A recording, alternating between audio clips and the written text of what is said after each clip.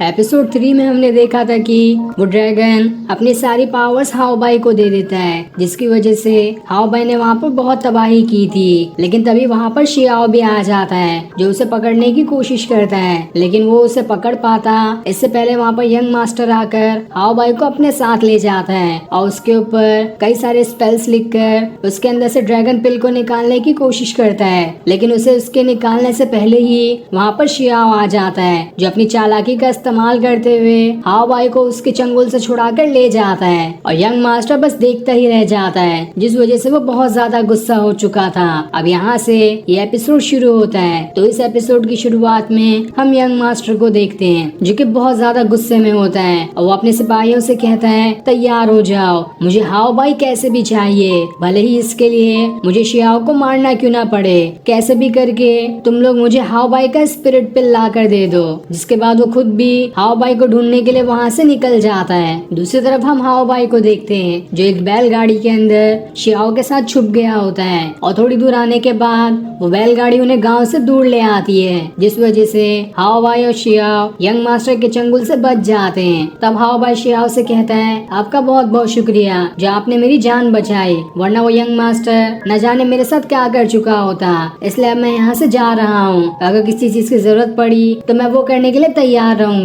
जिसके बाद वो वहाँ से जाने लगता है, लेकिन तब शियाओ भी उसका पीछा करना शुरू कर देता है। ये देखकर हाओबाई उससे कहता है, अगर किसी चीज की जरूरत होगी तो मैं मदद कर सकता हूँ, लेकिन अगर तुम्हें पैसे चाहिए तो वो मेरे पास एक फूटी कौड़ी नहीं है, मैं तुम्हें 1 रुपया भी नहीं दे सकता। जिसके बाद वो दोबारा वहाँ से भागना शुरू कर देता है, लेकिन तब ये देखकर शियाओ अपने सील की मदद से उसे वहीं पर स्टॉप कर देता है। जिसके बाद हाओबाई से कहता है, अब तो तुम्हारा और मेरा रिश्ता जुड़ चुका है, तुम जहाँ भी जाओगे मैं तुम्हारे पीछे पीछे आऊंगा, क्योंकि मुझे तुमसे बहुत काम है। जिसके बाद वो उसकी सील निकाल देता है, पर जैसे ही हाओबाई आजाद होता है वो दोबारा वहाँ से भागना शुरू कर देता है, ताकि इस शियाओ से अपनी जान बचाकर भाग सके। पर ये देखकर शियाओ को गुस्सा आ जाता है और इस बार वो रस्सी फेंक कर हाओबाई को वहीं पर कैद कर देता है और अब हाओबाई वहाँ से भाग भी नहीं पाता। जिसके बाद शियाओ हाओबाई से कहता है, अरे तुम्हें मेरे पैरों का तो ध्यान रखना चाहिए, तुम्हें क्या लगा कि मैं इतना दूर तक तुम्हारा पीछा कर पाऊंगा, तुम्हें नहीं भागना चाहिए था। इस पर हाओबाई कहता है, ठीक है ज्यादा सिखाओ मत, तुम मुझे अब यहाँ से जाने दे रहे हो या नहीं, मुझे बस ये बता दो। तब शियाओ उससे कहता है, तुम्हें मालूम है ना कि तुम्हारे अंदर कौन है? वो ड्रैगन तुम्हें 30 दिन से ज्यादा के लिए जिंदा नहीं छोड़ेगा, क्योंकि तुम्हारी बॉडी देखकर मुझे तो यही समझ में आ रहा है कि तुम 30 दिन से ज्यादा जिंदा नहीं बचोगे। जिस पर हाओबाई कहता है, तुम मुझे छोड़ो तो मेरे लिए 30 दिन भी बहुत काफी होंगे। जिसके बाद वो वहाँ से जाने लगता है, लेकिन शियाओ तब भी उसका पीछा कर रहा होता है। पर ये देखकर हाओबाई को अब गुस्सा आने लगता है। वो उससे कहता है, तुम जानते भी हो मैं यहाँ से क्यों जा रहा हूँ? मैंने अपने दोस्त को उसी गुफा में छोड़ दिया, जो कि मेरे साथ जनरल कभी नहीं बनना चाहता था, पर मेरे ही जिद करने की वजह से वो मेरे साथ इस सफर पर निकला था। अब मैं तो ये भी नहीं जानता कि कहीं मैंने ड्रैगन बनकर उसी पर तो हमला नहीं कर दिया। तुम जानते भी नहीं कि इस वक्त मैं अपने दोस्त के लिए कितना उदास हूँ। जिसके बाद उसकी आंखों से आंसू आने लगता है। ये देखकर शियाओ को भी बहुत बुरा लगता है कि शायद हाओबाई सही कह रहा है, मुझे भी हाओबाई की मदद करनी चाहिए ताकि हाओबाई अपने दोस्त जियांग को ढूंढ सके। तभी सामने से जियांग गुजर रहा होता है, जो कि चिकन खाते हुए जा रहा था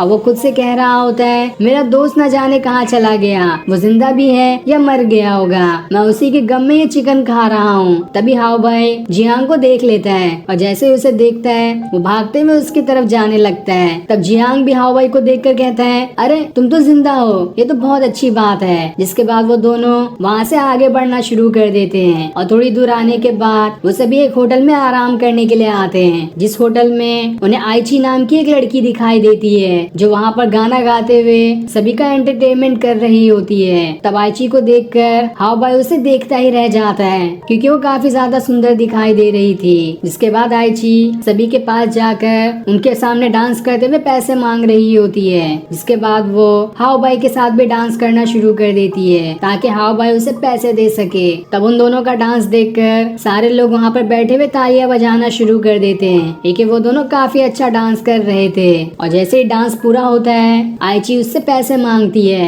तब ये देखकर हाओबाई अपने जेब से एक पैसों की पोटली निकालता है और उसे दे देता है। यानी कि हाओबाई शियाओ को झूठ कह रहा था कि उसके पास एक फूटी कौड़ी नहीं है, लेकिन लड़की को देने के लिए हाओबाई के पास से तो पैसों की पोटली निकल गई। तो वहीं जियांग सबके टेबल पे जाकर चुपचाप से उनका खाना चुरा रहा होता है ताकि फुकट में अपना पेट भर सके। अगली सुबह सारे लोग एक जगह पर आराम करने के लिए रुकते हैं, जहाँ आइची हाओ बाई को बताती है जियांग मुझे उसी गुफा के अंदर मिला था, तब मैंने उसकी वहाँ पर से जान बचाई और उसे वहाँ से बाहर निकाल कर लेकर आई। ये सुनकर हाओ बाई भी खुश हो जाता है कि इसने मेरे दोस्त की मदद की। जिसके बाद वो भी सभी को झूठी कहानी बताने लगता है कि मैं भी उस गुफा के अंदर जब गया था तो वहाँ पर मेरे सामने एक बहुत ही बड़ा मॉन्स्टर आ गया था, लेकिन मैं उससे जरा भी नहीं डरा और उसका डट कर मुकाबला किया। सारे लोग तो उससे डर कर भाग गए थे, लेकिन मैं अकेला उसके सामने जाकर अपनी स्वॉर्ड निकाल कर खड़ा हो गया और जैसे ही मैंने उसकी आंखों में देखा वो मॉन्स्टर बिल्कुल घबरा गया था।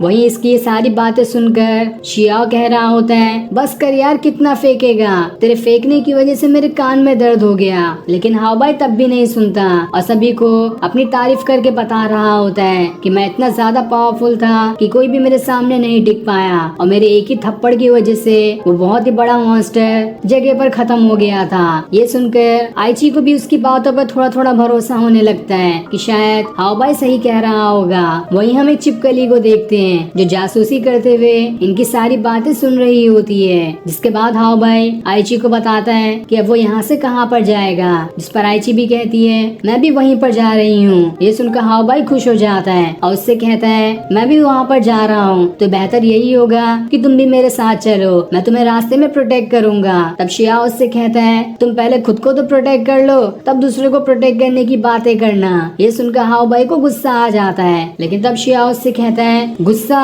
और तुम मुझ पे दिखा रहे हो, अभी सबक सिखाता हूँ तुम्हें यहीं पर स्टॉप कर दूंगा। लेकिन जब वो अपने सील की तरफ देखता है तो वहाँ पर उसकी एक भी सील नहीं होती, क्योंकि बेवकूफ जियांग ने खाना पकाने के लिए उन सारी सील को जला दिया था ताकि उससे आग बढ़ सके। ये देखकर शियाओ तो एकदम हैरान रह जाता है कि अब मैं इस बेवकूफ को क्या समझाने जाऊं कि ये सील किस काम की थी। तभी वहाँ पर कुछ चोर आने लगते हैं जो उन्हें लूटने आए थे। तब ये देखकर शियाओ हाओ बाई से कहता है तुम तो बहुत तारीफ कर रहे थे ना कि तुमने उस मॉन्स्टर को बस एक थप्पड़ में खत्म कर दिया, अब जाओ और इन चोरों को सबक सिखा के आओ। तब आइची भी उससे कहने लगती है हाओ बाई तुम ये कर सकते हो। इसलिए हाओ बाई हिम्मत करके उन चोरों से लड़ने के लिए जाता है, जहाँ अंदर से तो उसकी पूरी फट गई होती है, लेकिन तब भी वो उन चोरों के पास आ जाता है। लेकिन वो चोर उसे एक ही लात मारकर वहाँ से बहुत दूर फेंक देते हैं और चारों तरफ से घेर कर उसे सबक सिखा रहे होते हैं। लेकिन जैसे वो उसके ऊपर अटैक करने वाले थे, इससे पहले ही शिया वहाँ पर अपनी एक सीक्रेट सील निकाल लेता है, जिसके अंदर से डॉल निकलकर वो खुद को एक बहुत ही बड़े रूप में ट्रांसफॉर्म कर लेती है। ये देखकर सारे के सारे चोर एकदम ज्यादा डर जाते हैं और वहाँ से भाग जाते हैं। तो वहीं हाओ बाई भी डर के मारे आइची का पैर पकड़ के वहाँ पर छुप जाता है, जिसकी ऐसी हरकत देखकर आइची समझ जाती है कि ये सारी बातें जो हाओ बाई ने कही